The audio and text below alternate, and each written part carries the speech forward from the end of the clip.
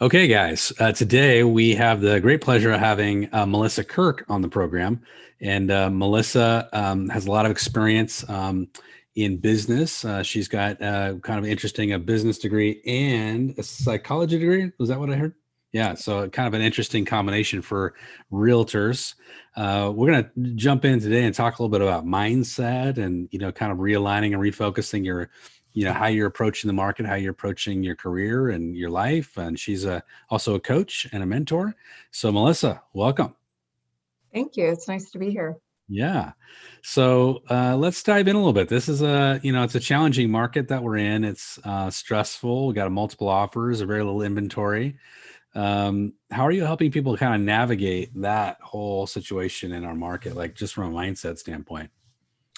Well, just really understanding what's happening in the market is really key. A lot of times people don't believe you that there's going to be 35 offers on every property and that they're going to be going for cash over asking. And, so for one thing, I've been really helping my clients, manage their expectations, but also, if they're approved at a certain level, I'm encouraging them to look 100,000 below that level. If you're approved for 800, I'm telling them we need to look at the ones in the 700 range, because it's competitive. You have to be able to have some wiggle room. You have to have some cash to throw at it.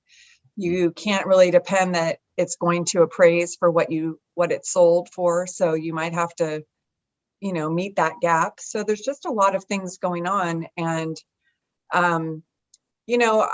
a lot of people keep saying, the bottom's going to fall out and everything. And I agree at some point that the market will probably correct itself. But at the same time, if you've got so many people, there's no supply right now. Mm-hmm. And when the demand, no matter what the interest rates do or how the prices go, people still have to have a place to live. So yeah, that's the one interesting thing about our business is unlike stocks or bonds or anything else, I mean, people don't have to buy those, but people have to live somewhere, right? yeah. So that's very, very interesting.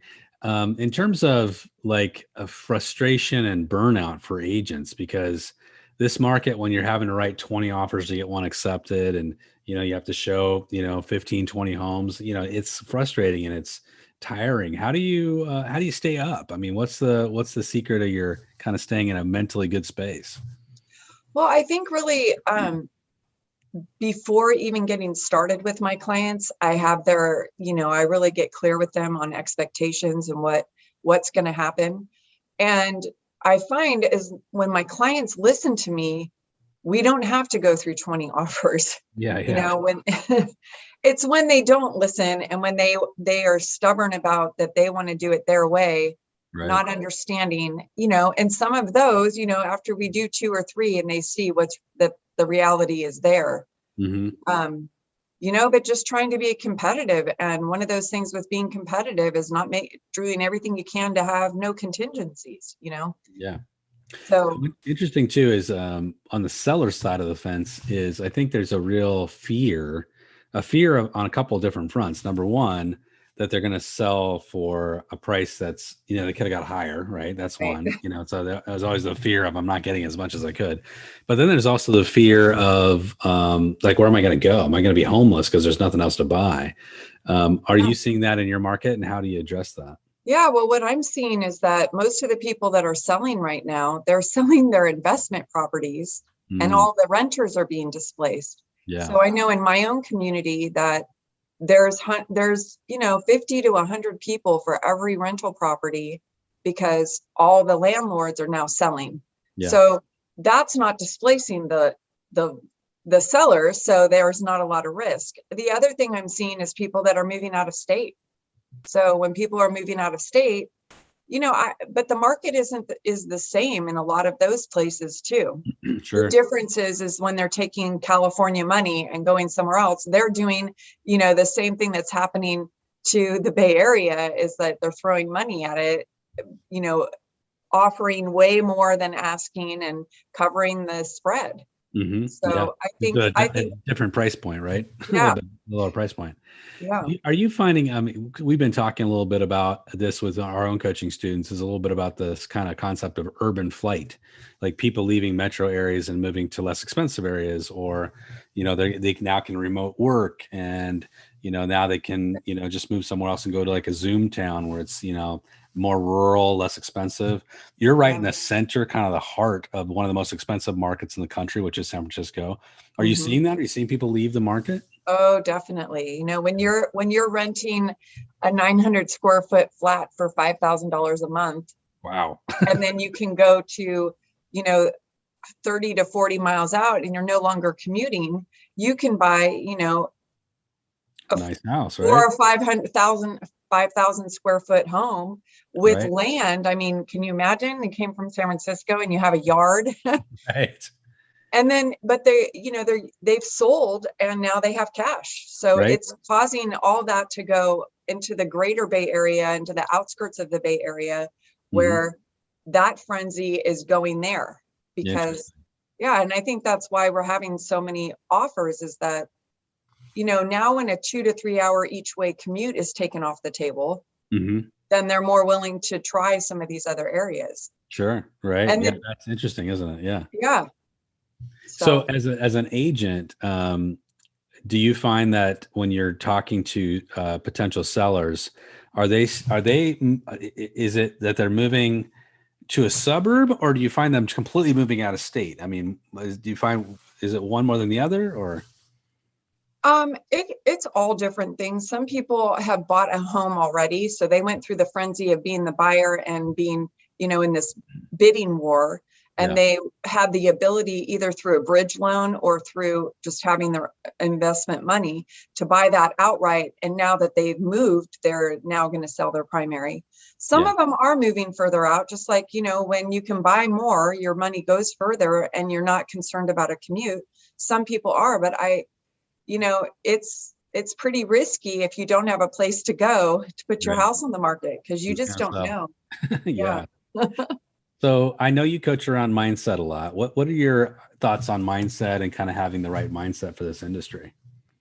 Well, I think that for right now, if you're trying to buy something in particular, I don't know that there's not a lot going on if you're the seller, right? Because your house is probably going to be sold for more than what you even ever thought possible. But if you're buying, just really being clear. I think clarity is the key of, exactly where you want to go, exactly how much money you have, what you're willing to give on and what you're not. Because, when you have a market like this, you can't be that picky. You can't, you kind of have to know the 5 or 6 things that are really important, like how many bedrooms, or, if there needs work, or if it's move-in ready, what's your desire? So I think that when you get really clear about what's important, I try to have my clients have a list of 5 to 10 things that they're not willing to budge on.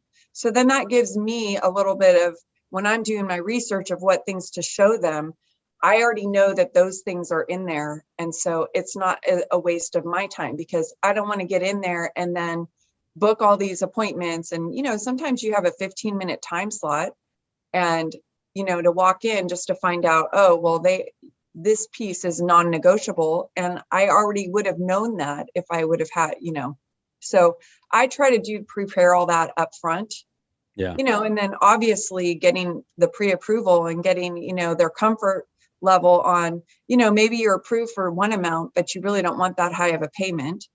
So getting the range of flexibility and what parameters we're working on, before we start this process, is what I've found to be really helpful.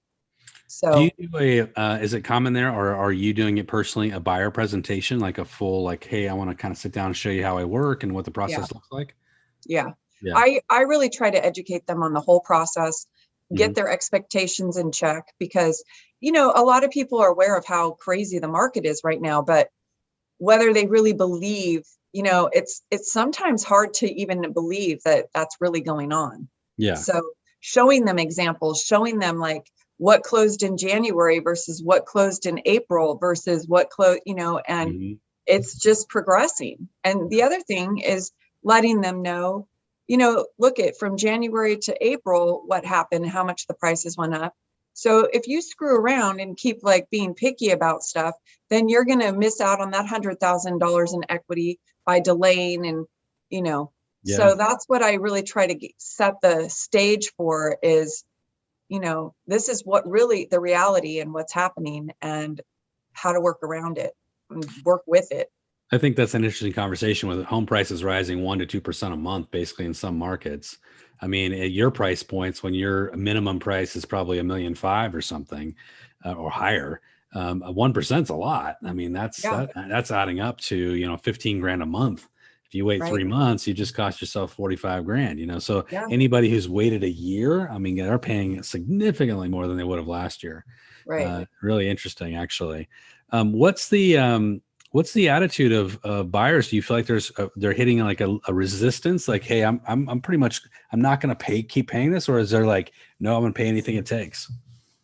It really depends on their situation. I think some people are just really clear that they want to, move, they want to get in on this investment opportunity. And a lot of it is just simply that they don't have a place to live. They've sold their house and you don't have a choice. And now the rental market is so flooded. It's not really like you can take your time and get a rental and then wait another 3 months. The other thing is the interest rates, with the interest rates being so low, even what they've gone up in the last few months, it's changing $300 or $400 a month just because it goes up a little bit. Yeah. So you have to take all those things in consideration, because even if the home values go down a little bit in a couple of years, if the loan prices are higher, you're going to get the same, your payment's going to be the same. So I think that making them aware of that and understanding that whole, like what the difference is, the cost for the money right now, and then the potential of it going up, and then just, and the other thing is, who really wants to move twice? If you can move directly, that saves a lot of money. So right. Now, because of kind of this exodus that's happening out of your market, which is kind of unique, are you finding prices moderating, or are they still going straight up? They're still going up. Still going up. When you still have 30 to 40 offers on every property, it's people are offering stupid prices. They're not even saying, like, 20,000 over asking. It's 100,000 or 300,000. Right. So, and not everyone can compete at that level. So that's why I'm really trying to get my clients to realize your budget's here. Let's start over here, because you have to have some bargaining power. Yeah, for sure. What is in terms of the agents in your community? Are there agents still entering the business, or is there less agents starting to come in because they see the competition, or is it still the same amount of agents coming in? Is it still a lot of people coming into the business? I see new agents in our office every month. So I think there's more people coming in always, but it's 80% of the real estate agents don't do much, right? It's always that 20% that have 80% of the market. So yes, they're coming in, and I think that a lot of leads right now are coming from your signage on a listing. So I think it's really helping the people that already have a listing to get more leads.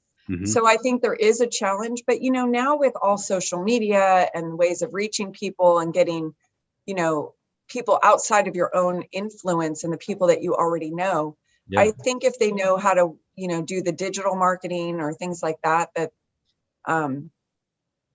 can still be successful. It's challenging now because there's no open houses, there's no paper, you can't walk around with flyers, there's a lot of restrictions now. So people are having to reinvent themselves into how they're going to reach their market. Right. So let's talk about social media for a second, because that's a big way people are reaching people and building audiences. Is that something that you're involved with, is, putting yourself out on social? Yeah. So I regularly communicate with my followers. I have, a Facebook page, and then I'm doing some ads and things like that. I also blog and have a website. So, just talking about all these issues, and so people can gather information.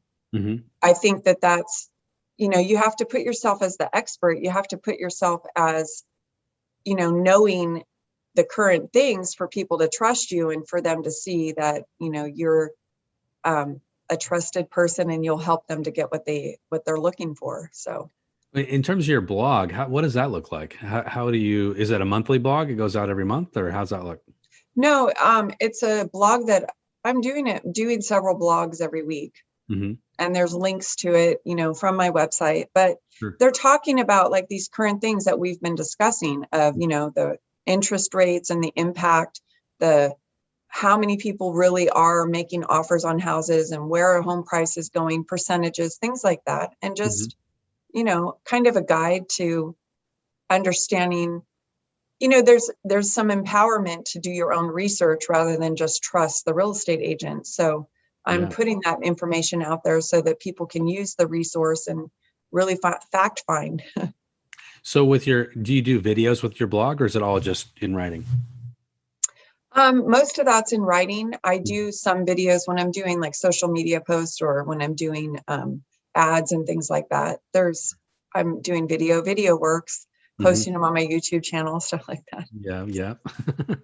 So in terms of like your sphere of influence, do you find most of your business is coming from, friends, family, people that know, like, and trust you, or do you have other avenues of business that you're chasing? Well, like I said, I'm reaching out and putting information out there. So I do get contacted by outside people I don't know.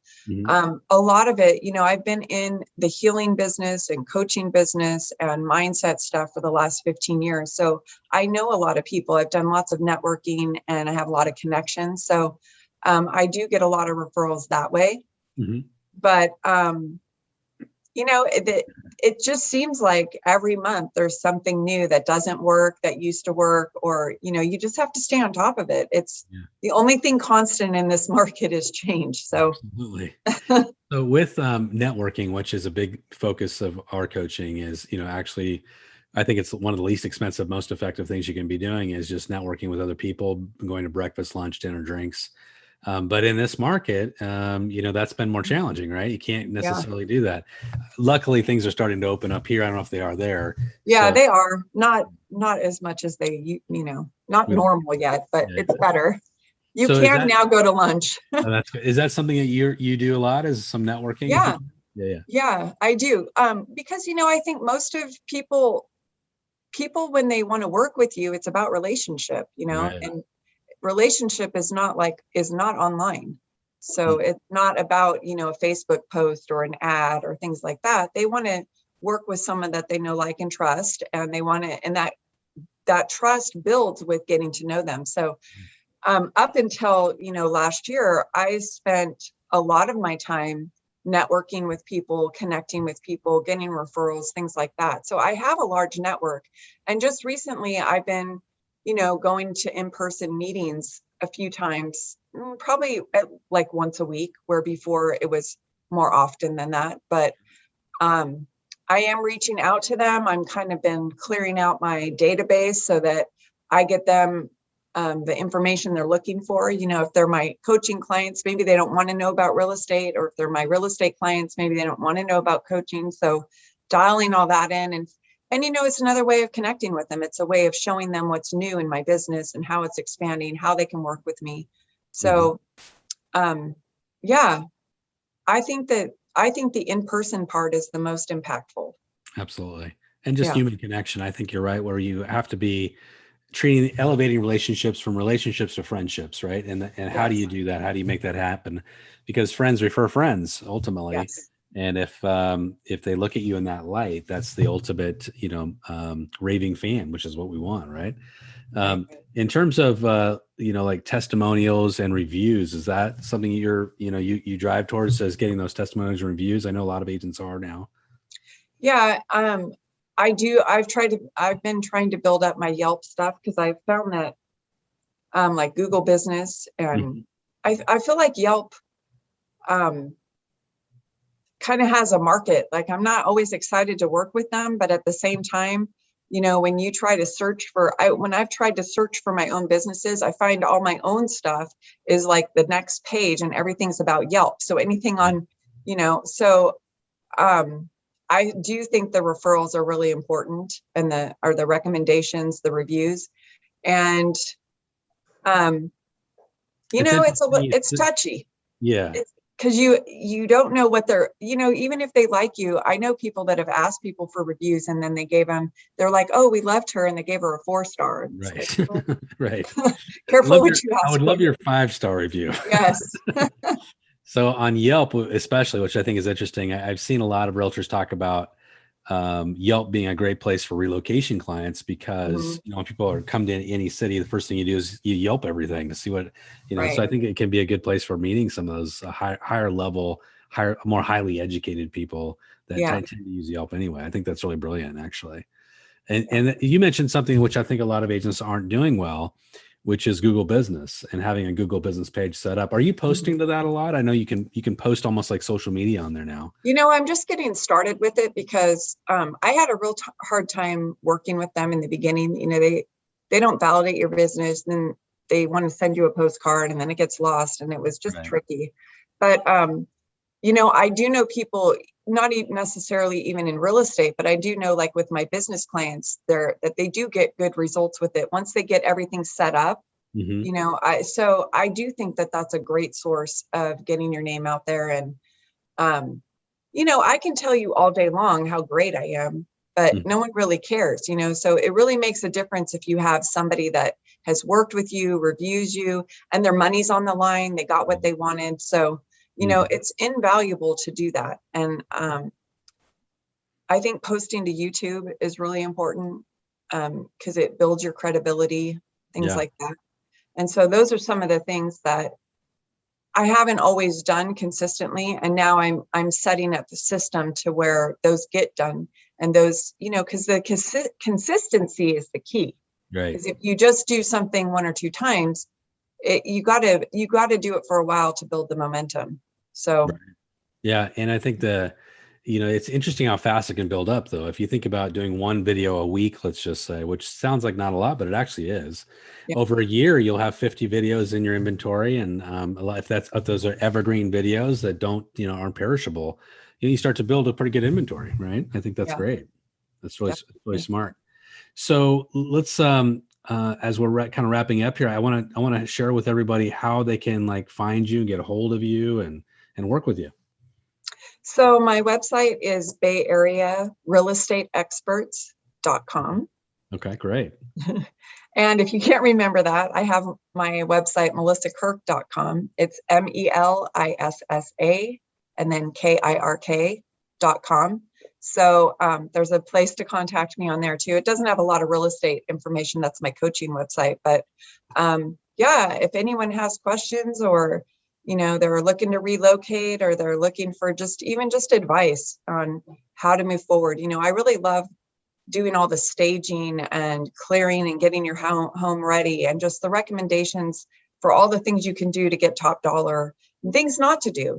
Some things don't bring the biggest return. So, and I talk a lot about that too. When you're thinking you sell your house in 5 years, that what should you do now? Should you read, how much money should you invest? So anything any questions, reach out. I love it. And I'm sure everybody can find you on YouTube with your YouTube channel and on social media as well, right? Yeah. So if you go on my site, there's links to all of it, to all my social media on there. And awesome. Start taking in the information. Love it. Melissa, thank you so much for taking your time and spending some time with us today. I love your insights, and hopefully all the audience goes and checks you out.